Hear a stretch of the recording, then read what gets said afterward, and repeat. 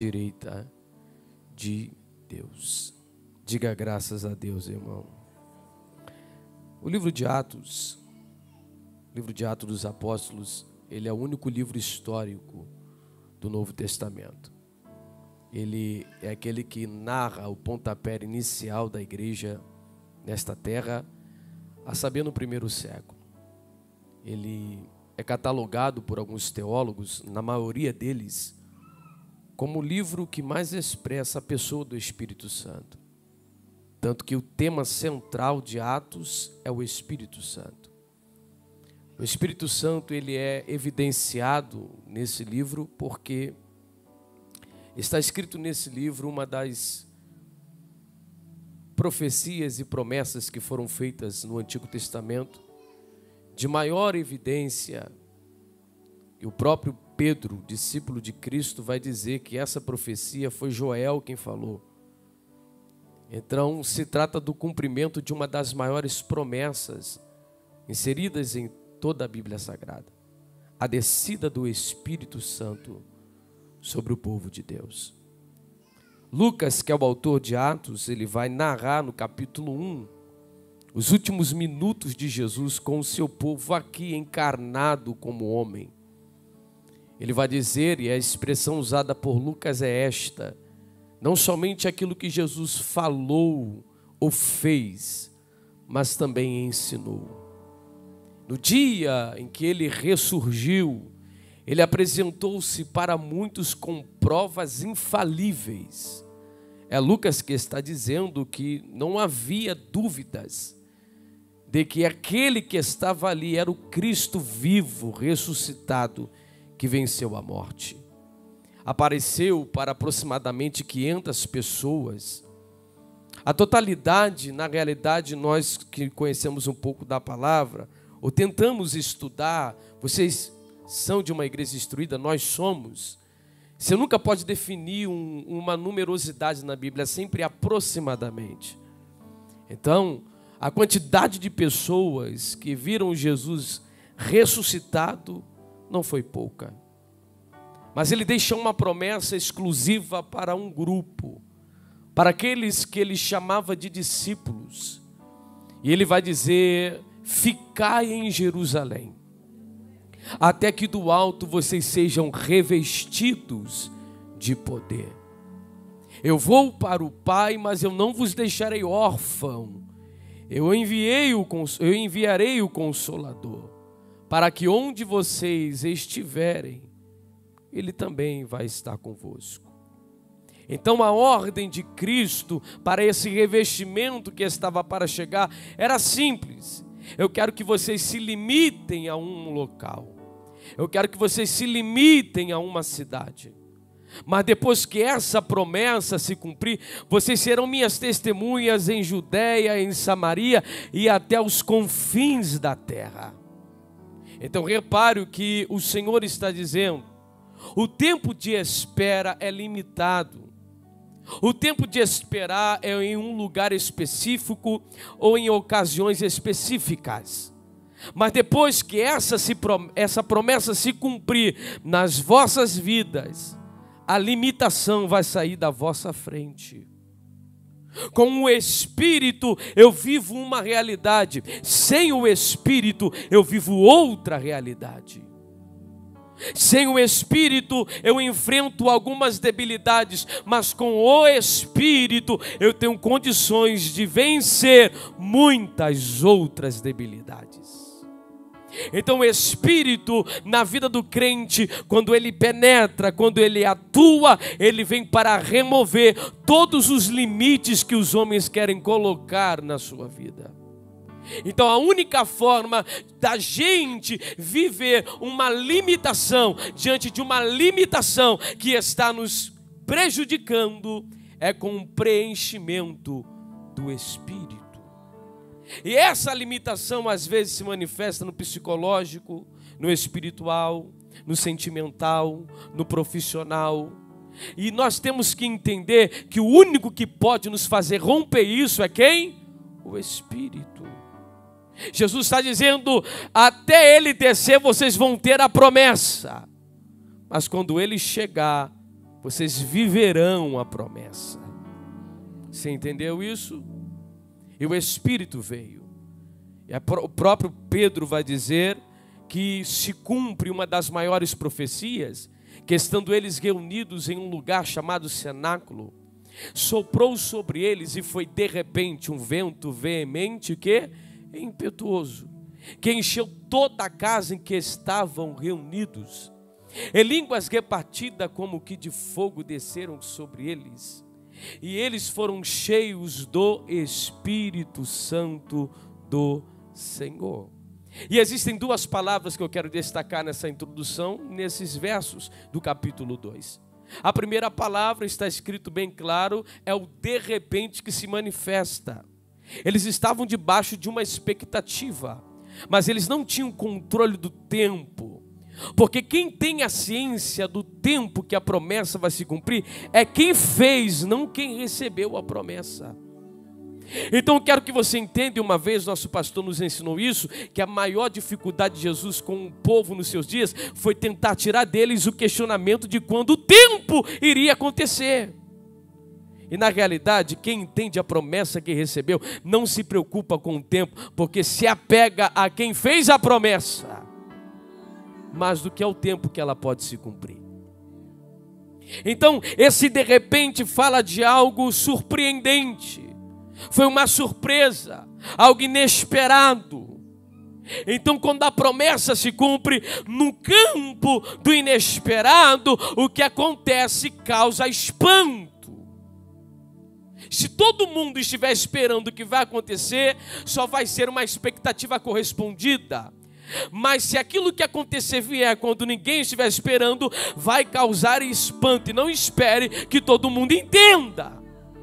Até porque em certas ocasiões não são eles que estão esperando, é você que está esperando. Então não tente explicar aquilo que está acontecendo. Você pode olhar para alguém e dizer: não tente explicar, irmão. Quando o tempo chega, causa espanto. Esses dias o Espírito Santo vem ministrando algo no meu coração. Existem pessoas, na realidade, as pessoas não estão preparadas para os resultados que Deus vai trazer na tua vida. Pastor, o que eu faço? Vive esse de repente, irmão. Pastor, o que eu faço? Desfrute desse de repente. Pastor, o que eu faço? Deguste esse de repente, porque aquilo que serviu de surpresa para você, também vai servir de surpresa para muitos outros que estão no mesmo propósito que você. Sabe o que é isso? É todo mundo aqui na Igreja Top em uma expectativa, em um propósito, e de repente acontece o que nós estamos esperando em propósito e em expectativa. Que não estiver dentro desse propósito e dessa expectativa, vai ficar confundido.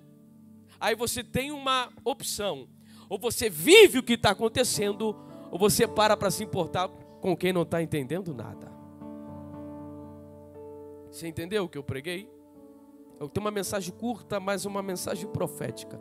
Porque o que está para acontecer na tua vida ainda este ano, você não pode perder tempo dando explicações. O tempo que você viveu aí, dando atenção, foi porque você estava na espera. Mas quando acontecer, degusta, irmão. Experimenta, coma, beba, viva o que Deus está dando para você nesse tempo de cumprimento. Lembra? Jesus falou: ficai em Jerusalém. Quando se cumprir, vocês serão meus testemunhas em Judeia, Samaria, até os confins da terra. Mas há uma palavra, e vamos para a exegese do versículo, que diz assim: e o Espírito os levou para fora. Então não ande sem que Ele te conduza. A maior característica de alguém que é cheio do Espírito Santo é alguém que anda quando Ele conduz. Lembra de João 3 e de Mateus 3 e Mateus 4? Em Mateus 3, o Espírito desce sobre Jesus, cheio do Espírito Santo. Mas em Mateus 4, o mesmo Espírito o conduz para o deserto. Então entenda uma coisa, na questão de levar para fora é o Espírito, gente. Não é a sua prepotência, não é o seu achismo, não é a sua mentalidade, é o Espírito que conduz. Por quê? Porque quem tira a limitação é o Espírito. E por que eu estou falando esse contexto? Para a gente chegar em Estevão, você leu comigo? Estevão, ele era um homem cheio de quê? Do Espírito. Então não se trata da pessoa de Estevão, se trata do que Estevão estava cheio. Por quê? Porque para fazer, para ir e para chegar, viver, experimentar o que Estevão viveu, tem que estar cheio do que ele estava cheio. Primeiro mártir da Bíblia, irmão. Na realidade, primeiro mártir da igreja, de toda a história da igreja, ele é o pai dos mártires. Eu estava lendo isso e Deus falou algo profético no meu coração que vai pegar muita gente aqui hoje. Porque na morte de Estevão é o último versículo que fala do capítulo 7. Alguém estava lá. Quem era essa pessoa? Era nada mais e nada menos do que um dos mandantes. Eu estou falando de Saulo de Tarso. O maior perseguidor da igreja ele coincidiu na morte de Estevão. E no momento que ele está para morrer, pegam suas vestes, em alguns termos são sortes, e lançam aos pés desse Saulo, que está assistindo aparentemente de camarote, a morte de Estevão. Tudo que fazem a respeito de um homem e de uma mulher de Deus é profético. Entende isso aqui? Até porque em toda a Bíblia, você passar as suas vestes, túnica ou capa para alguém, é transferência de autoridade, ministério ou cargo. Então, na morte de Estevão, pega isso, o ministério de alguém está surgindo. Quando eu decido dentro de uma casa, não vivo não mais eu, mas Cristo vive em mim. Quando eu morro para o mundo, o ministério de alguém dentro da minha casa está nascendo, está começando, está surgindo. Na tua morte para o mundo, alguém dentro da tua casa vai estar recebendo o ministério. Então morra hoje. Uma vez um certo pregador falou algo que eu gostei. Ele falou: Deus não quer que você renuncie mais para essa geração. Deus não quer que você... Deus quer que você morra mesmo. Porque quando você morre, você perde totalmente a sua dependência, a sua independência. Você volta e se torna normalmente dependente. E nós entendemos através de Estevão que aquilo que estava enchendo ele, ou daquilo que ele era cheio, fez ele suportar o que os outros não conseguiriam suportar. Chegar onde os outros talvez não iriam chegar. Iniciar aquilo que talvez os outros jamais iriam dar o pontapé inicial. A gente fala muito, você vai chegar aonde Deus quer, você vai até onde Deus quer, mas nessa noite o Espírito Santo está dizendo, você vai iniciar aquilo que Deus quer.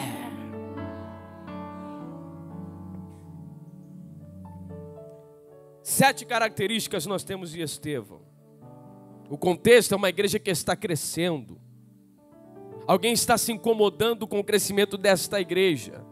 São judeus, porque eles dizem, por serem helenistas, que suas viúvas e seus órfãos estão sendo esquecidos, e eles precisam de homens para cuidar dos mesmos.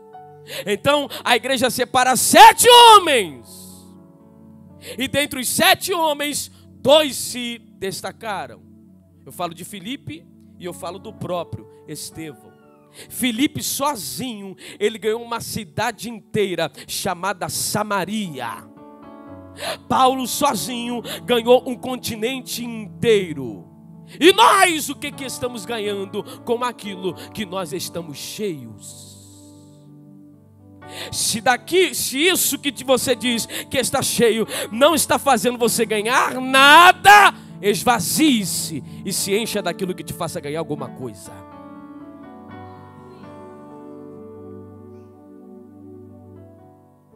Do que você está cheio, meu jovem? Do que você está cheio, minha santa? Do que você está cheio, meu querido obreiro? Do que nós estamos cheios? Porque o nosso resultado depende daquilo que nós estamos cheios. Você está pegando? O que Estevão está ensinando é profético. Porque queriam limitar ele a cuidar de viúvas e de órfãos. Só que a palavra diácono aqui não é a mesma que nós conhecemos. Aqui o grego está trocado. Diácono aqui não vem da raiz de escravo, de servo. Diácono aqui vem da raiz de ministro. E ministro, gente, não é como muitos imaginam. Ministro é nada mais, nada menos do que um servidor. Quando alguém bate no peito e diz, eu sou ministro do evangelho, na realidade, na sua conotação mais original, eu sou escravo do evangelho.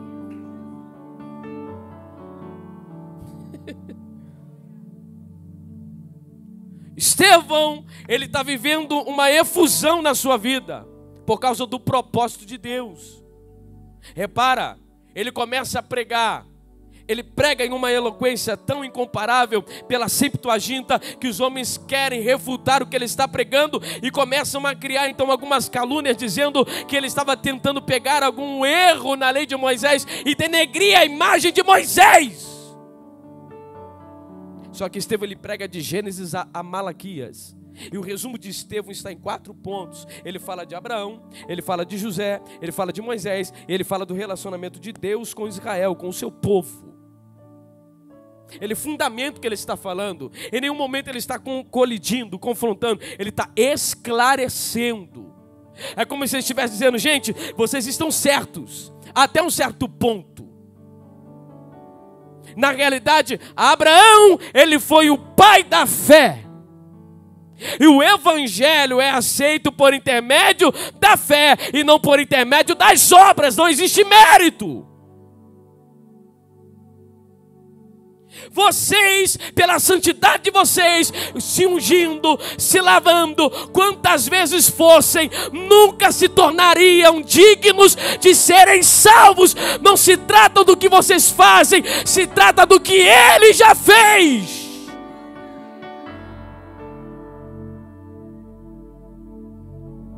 E ele está dizendo, gente, o evangelho é aceito pela fé. E a palavra fé não vem nada mais, nada menos do que uma palavra hebraica chamada emuná, que significa nisto eu me agarro.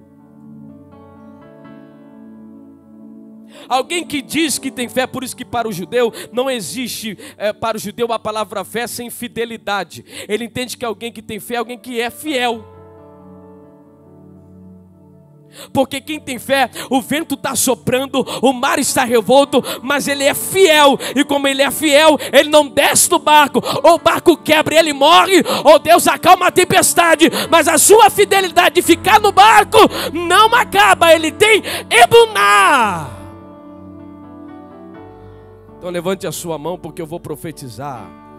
Eu profetizo em nome de Jesus que ninguém vai fazer você desagarrar daquilo que Deus te prometeu, do propósito que Deus colocou na tua vida, da tua chamada, do teu ministério, da tua família, da certeza que Deus colocou no teu coração. Não se trata daquilo que está vindo por fora, se trata daquilo que Deus colocou aí dentro. E Abraão, ele é o maior exemplo que sem fé é impossível agradar a Deus. Hebreus diz que Abraão ele tinha tanta fé que considerou mirra no seu coração que ainda que Isaac fosse morto, Deus era poderoso para ali ressuscitar. Gente, quem já leu Gênesis 22? O que Deus pede para Abraão? Deus pede quem? Isaac. Só que Isaac, Eu já preguei aqui, já falei isso na última vez. Isaac não era uma criança. Isaac tinha poder de decisão. Então aqui a decisão não é só de Abraão de entregar a oferta. A decisão também é de Isaac de ser ofertado. Que tem momentos que Deus vai colocar você na prova da fé, de você dar alguma coisa. E tem momentos que Deus vai te colocar na prova da fé, de você ser aquele que vai se entregar. E tem gente que está aqui, que Deus está dizendo: e aí, você tem fé para se entregar? Quem quer vir após mim, pega a sua cruz, negue-se a si mesmo. O maior desafio para quem quer se entregar é ele mesmo. Por isso que Paulo fala: eu esmurro a minha carne até a morte, porque eu não quero mais mandar em mim, eu não quero mais viver, eu quero que Cristo me ordene, eu quero que Cristo me governe, eu quero que Cristo me dirija. Então todo dia eu dou um murro na minha carne, todo dia eu bato na minha carne, todo dia eu faço aquilo que faz a minha carne ficar fraca, mas eu não perco a minha fé.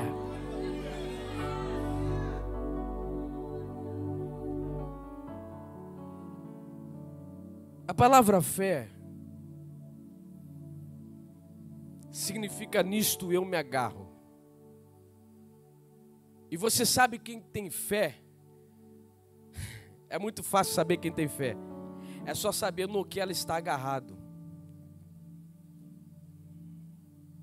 Porque a força da fé não vem de quem a tem. A força da fé está naquilo que ela está agarrada. Porque tem gente que tem fé em coisas que não acontecem. Porque naquilo que ela está colocando a fé, não dá a ela a condição de acontecer. Gente, pelo amor de Deus, se a tua fé está em Deus, é impossível dar errado. Pelo amor de Deus, está escrito em Hebreus capítulo 6, verso de número 17 e verso de número 18. Deus, duas coisas que é impossível dele fazer: a primeira é mentir, a outra é mudar. Se ele falou, irmão, agarra nele que vai acontecer e acabou. Fé é emuná, é se agarrar em Deus. O diabo quer que você tenha fé no homem. O diabo quer que você tenha fé na religião. O diabo quer que você tenha fé no seu dinheiro. O diabo quer que você tenha fé na sua faculdade. O diabo quer que você tenha fé nos seus amigos e colegas.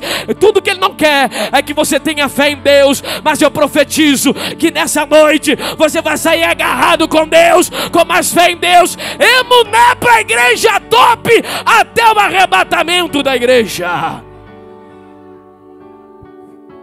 Diga emuná. Muito fraco, gente. Diga emuná.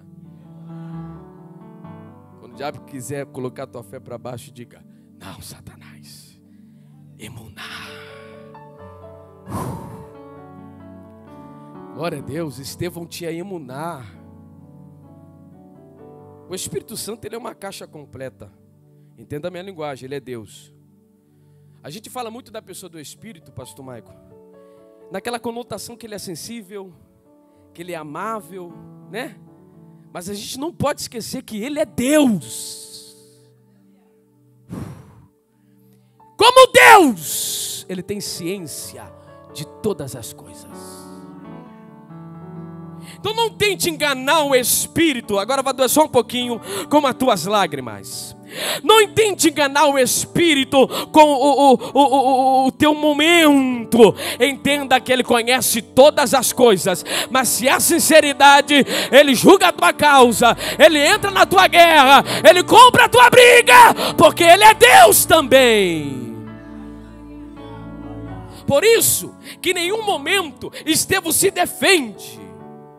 Estevão defende aquilo que precisava ser defendido, que não era ele, mas era a verdade. Nós estamos vivendo no meio de uma geração que está defendendo mais a mentira do que a verdade. Está defendendo mais os seus ideais do que a verdade. Pelo amor de Deus, irmão, seja excluído, esculachado, humilhado, mas que o motivo seja por uma defesa, por uma verdade. A igreja brasileira está se misturando tanto que está esquecendo de defender a verdade. Irmão, a igreja não precisa ser defendida, porque ela tem dono e o dono defende ela. Mas a verdade que Deus deu para a igreja tem que ser defendida. E verdade é verdade e mentira é mentira. Falso é o falso e o verdadeiro é o verdadeiro, irmão. Estevão precisava falar para aqueles judeus: gente, eu respeito vocês, mas eu tenho uma verdade. E a segunda pessoa que ele fala é José. E na pessoa de José, ele revela como José, mediante também a fé, governou em tempos de crise com mais eloquência, com mais administração e potencialidade do que em tempos bons. Sabe o que ele está dizendo, gente? Eu estou elogiando José, não é pela mesa farta. Eu estou elogiando José, pega essa linguagem, é pelos celeiros cheios. Mesa farta é o que eu como agora. Mesa farta é o que eu me alimento agora e convido alguém para alimentar-se. Mas celeiro cheio é aquilo que amanhã, se alguém procurar, vai ter. Depois da manhã, eu estou sentindo evitar sai. Ai, dominácia, eu profetizo na tua vida que vai ter mesa farta, mas também vai ter celeiro cheio. Quando a mesa ficar vazia, vai lá no estoque e pega aquilo que pela sabedoria você ajuntou.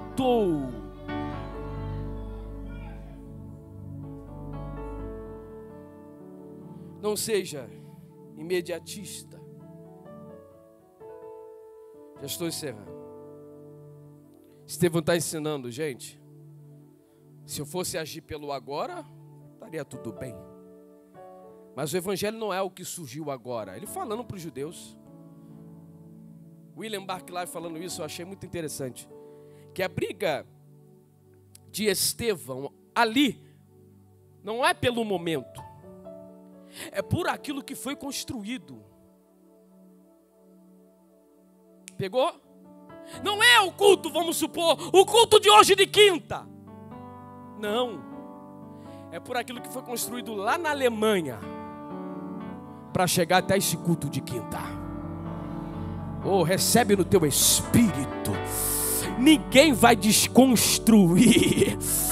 Ah, pega aí, só para quem está recebendo, recebe na tua casa também. Ninguém vai desconstruir aquilo que com fé você construiu. Não se trata de agora, se trata daquilo que já veio há muito tempo, igreja. Se trata de algo muito mais forte, porque Estevão vai dizer: vocês mataram ele. De quem eu estou falando? É de quem vocês mataram. Então, vocês não podem chegar agora e dizer que ele não é Deus. Que vocês que dizem ter entendimento das Santas Escrituras não compreendem que desde Gênesis ele já atuava. E sabe o que Jesus fez? Eu aprendi isso aqui esses dias. Conforme as dispensações iam passando, a taça da ira de Deus ia se enchendo. Se enchendo. No livro do Apocalipse você entende isso. Toda vez que a taça ela se entorna, ou ela é entornada, é um juízo decretado sobre a terra. E a taça estava cheia, irmão, para a destruição nossa. Por muitas vezes o Pai derramou. Lembra do dilúvio? Por muitas vezes o Pai derramou. Lembra da Torre de Babel? Quando estava chegando em nós, o Pai resolveu fazer diferente. Você lembra quando uma das mães dos discípulos disse assim para Jesus: Senhor, quando fores exaltado no teu reino, coloque meu filho à tua esquerda e o outro à tua direita. Aí Jesus falou assim: eles podem beber o cálice que eu bebo? Alguém que quer viver o que você está vivendo, pode beber o que você bebeu? O que é isso, pastor? É simples. Aquilo que seria derramado, Deus pegou e deu na mão do filho e disse: toma.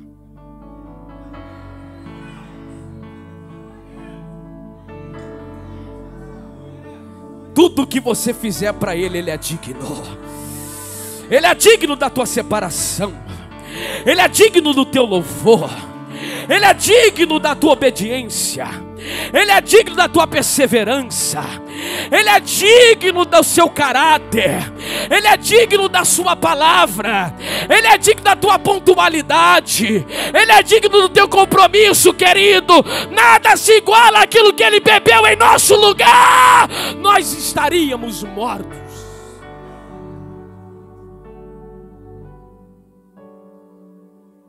E a Bíblia diz que depois que ele fala de José, ele fala de Moisés. Moisés, na minha opinião, gente, foi um dos mais íntimos de toda a Bíblia. Ele tinha tanta intimidade que no dia que Jesus foi para o Monte Tabor se transfigurar, ele desce, ele se apresenta diante de Cristo e os 3 discípulos que com ele ali estavam. E o próprio Moisés é reconhecido pelos mesmos que séculos, décadas, anos depois existiam. Tanta intimidade que o questionamento deles para com Estevão é essa: você não tem direito de falar de Moisés, porque ele viveu uma intimidade que nenhum mortal jamais viverá. Eu, em certo ponto, até acredito, porque não foi qualquer intimidade não, gente. Ao ponto de Deus querer matar o povo, Moisés falar assim para Deus: Deus, não é boa essa ideia.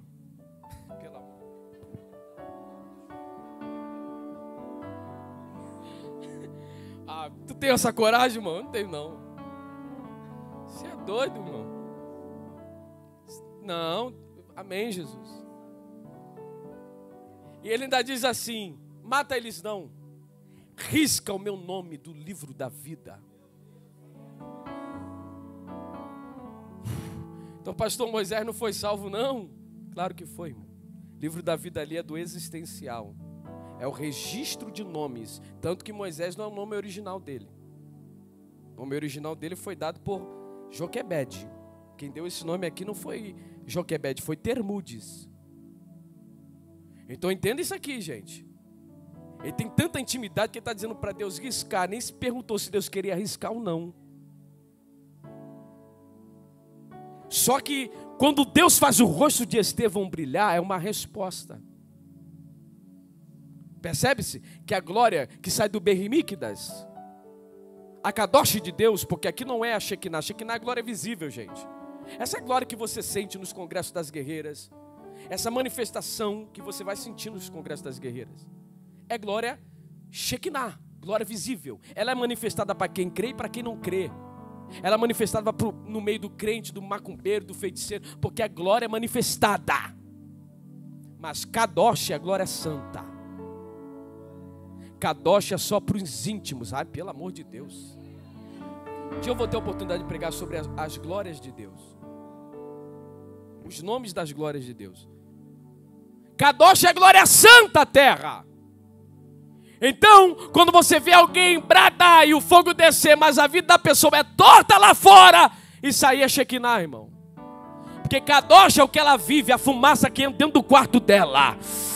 Ai, que glória, eu estou sentindo ele. Kadosh é a glória que quando ele abre a boca o teu corpo se arrepia. Kadosh é a glória que quando ele anda você sente algo profético. O tempo da Kadosh de Deus se manifestar no nosso particular, se manifestará de maneira profunda. Então a glória que vai para o rosto de Estevão não é a Shekinah, é a Kadosh. Shekinah é glória transitória. Como assim? A Shekinah, ela passa. Se você ficar muito perto da glória de quem está envolvido pela Shekinah, você pega. É. Tanto que Moisés, está escrito lá, que ele coloca, Josué, um véu na face de Moisés. Porque todo mundo contemplava, caía. Todo mundo que avistava, caía. Ninguém ficava de pé. Ele tinha que colocar o véu. Se você não der glória dentro disso aqui, eu vou sair correndo, irmão. Porque Josué, você sabe que no original é o quê? É Jesus, irmão. O Jesus do Antigo Testamento coloca o véu para limitar uma glória que era transitória. Mas o Jesus do Novo Testamento, a primeira coisa que ele fez, depois de ressuscitar, vamos acabar com esse negócio. E o véu se rasgou de alto a baixo. Vou deixar você adorar um minuto aí. Abre essa boca e glorifica a Deus. Só não pega essa glória que eu não entendeu, que não tem mais limitação. Ele vem no culto de terça, no culto de quinta, no culto de domingo, na mini vigília. Ele desce com a kadosh dele e com a sua glória santa.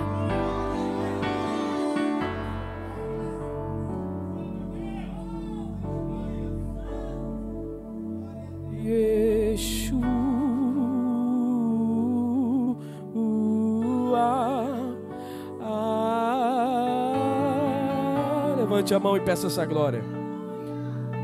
O Espírito Santo tem ministrado no meu coração. Prega mais sobre isso, meu filho. Yeshua. Vai!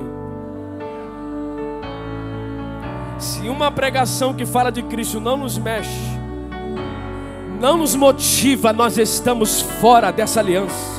Alai chomi de cala serga.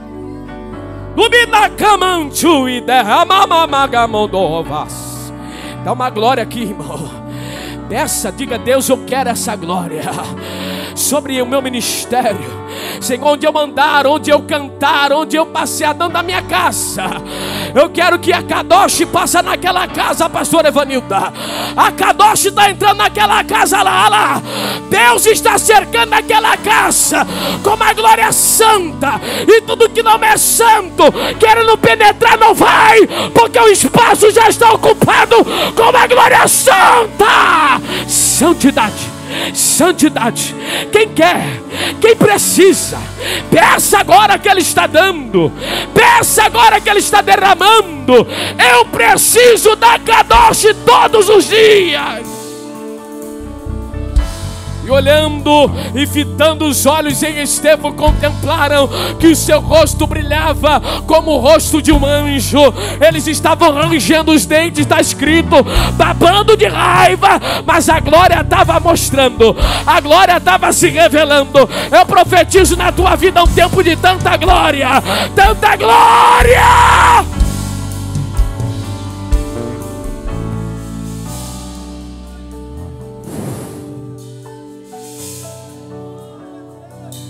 O meu orgulho me tirou do jardim. Feche os olhos e cante. Sua humildade colocou.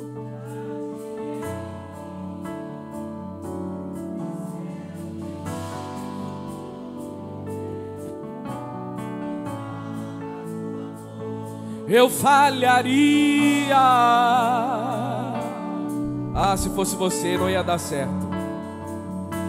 Pois o amor não se compra, porque ele bebeu, nem se merece. O quê?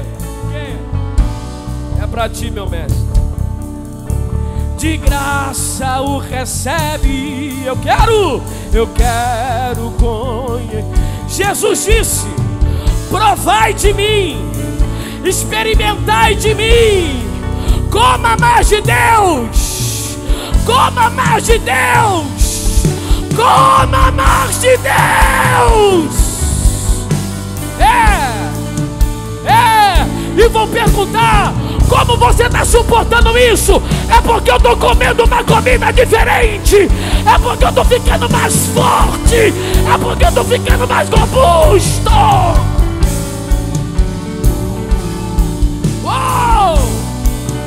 Urabacala xéria, urabacama macebe na candarábia.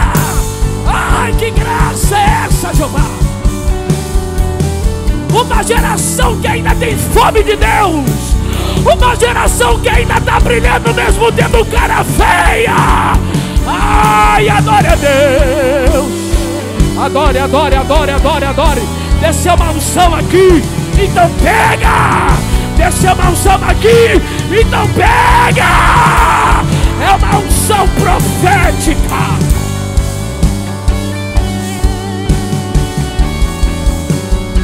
Eu quero conhecer o Jesus, o meu amado. É o que? O mais humilhar de milhares. O meu amado é isso.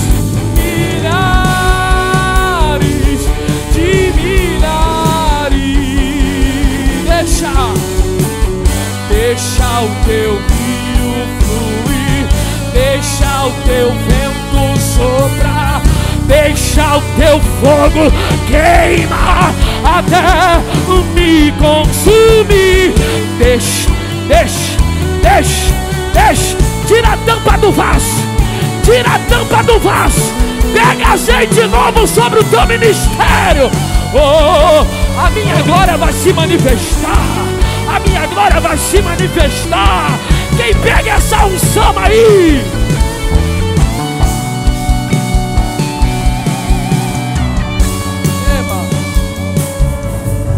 Calamachuri candeleva.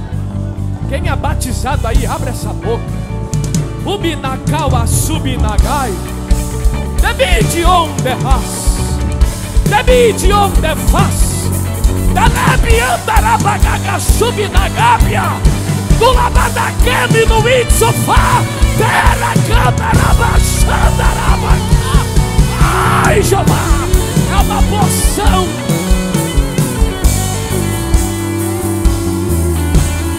Do que você está se alimentando, irmão?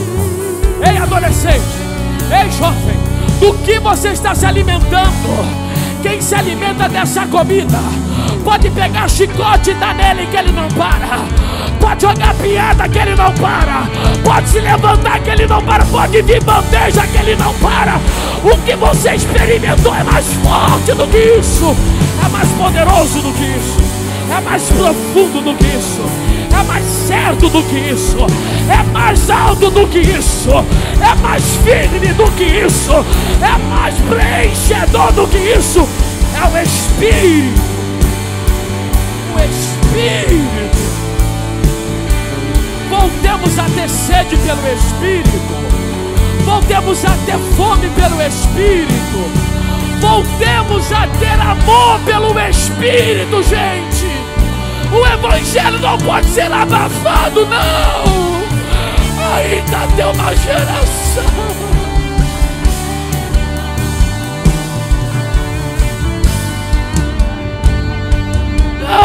Não pode morrer isso. Eu ainda sou de uma geração chata. Eu ainda sou de uma geração chata. É chamado de quadrado e chato, porque não pode falar qualquer coisa perto dele, não pode vestir qualquer coisa perto dele.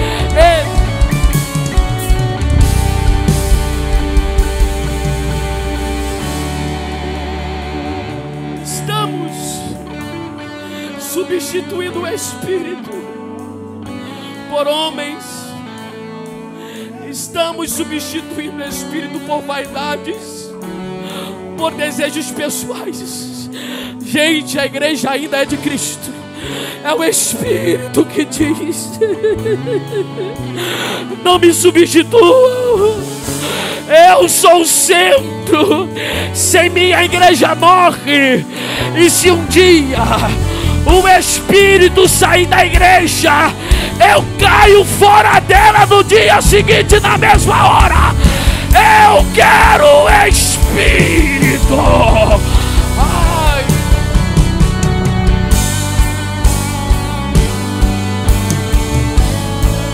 Espírito.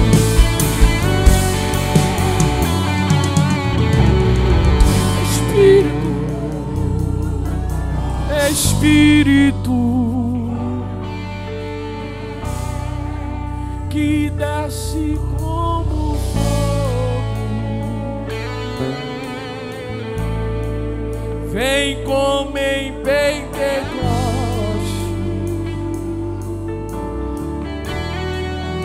e enche-me de novo,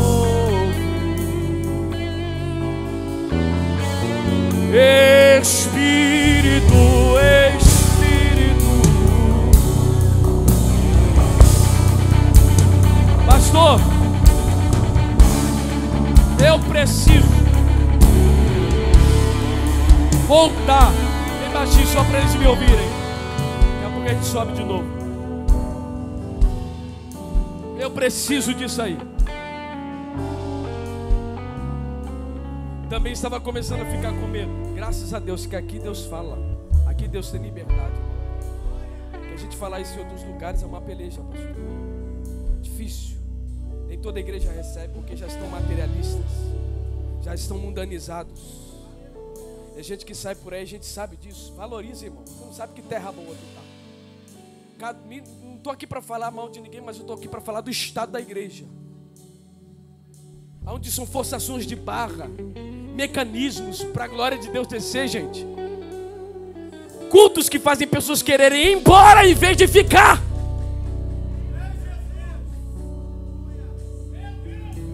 Do que você está cheio? Obrigado. Pastor, eu quero me encher desse espírito.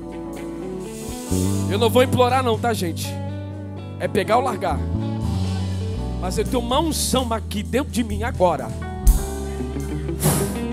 que ela vai passar para a tua vida. Sai do teu lugar e corre para o altar. Tem uma unção aqui. O que é? Vem correndo. É para o teu espiritual, é para o teu ministério. Pastor, eu quero mais disso aí. Preciso. Vem como em Pentecoste. Vem, vem, vem, vem. E enche-me de novo. Oh, Espírito, Espírito, Espírito, Espírito, Espírito, Espírito, Espírito Santo. Vem, vem, vem, vem,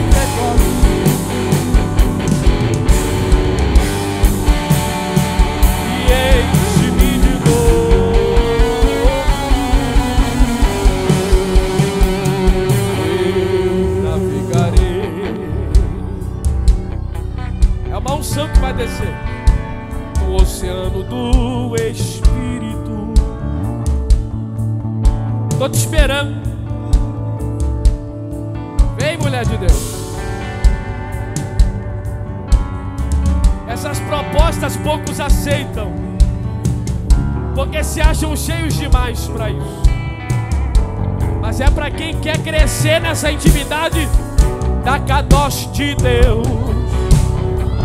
Da Kadosh de Deus, oh, da Kadosh, da Kadosh, da Kadosh, da Kadosh de Deus. Há uma unção sendo liberada que eu vou ministrar. Levante a mão para cá. Meu tempo acabou, levante a mão para cá.